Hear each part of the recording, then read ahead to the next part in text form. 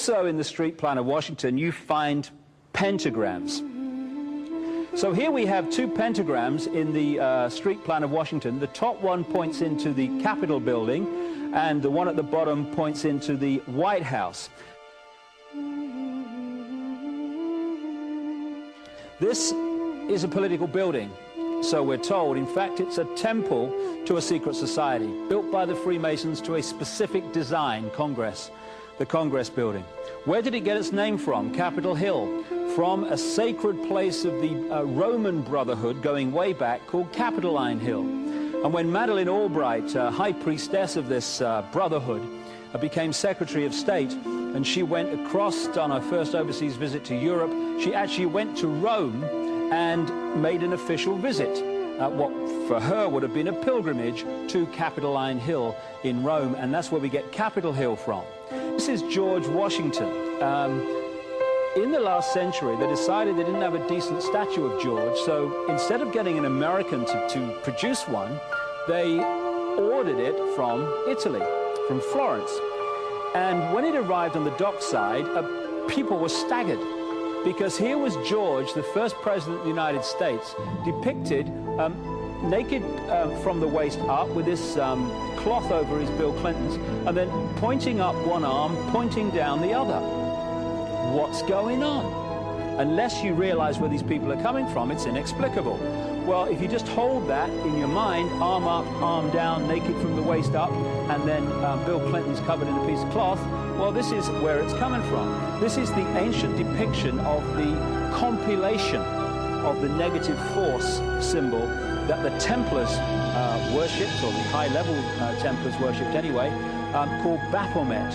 And this is why that they depicted George Washington in that way.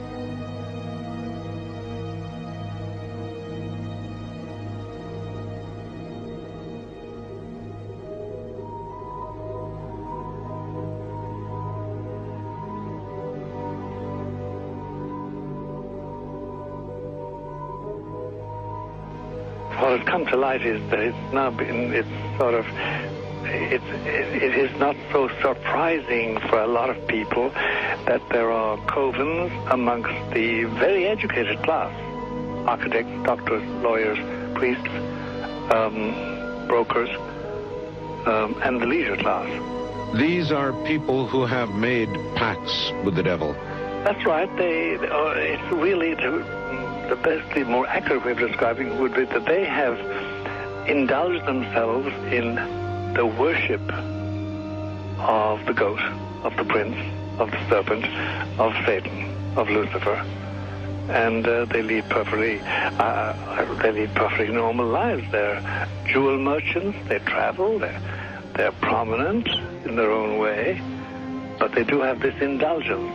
Father, here's a part of that I can never understand, that has never made sense to me, and that is, if somebody were to make a pact with the devil, then obviously the implication is if the devil is there to make a pact with them, to make a deal, to make their life, their short mortal life on earth, pleasurable, with money or women or travel, more interesting, whatever it is they want.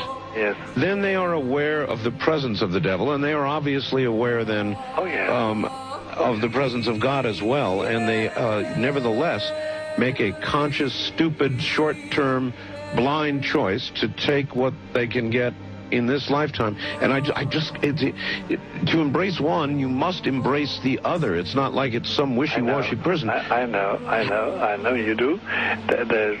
It is a very not easy to understand, except when you talk with them, when they let their hair down and peel grapes, as we say, and when they're on their way to being cured of what or healed is the proper word. You find that there's an exhilaration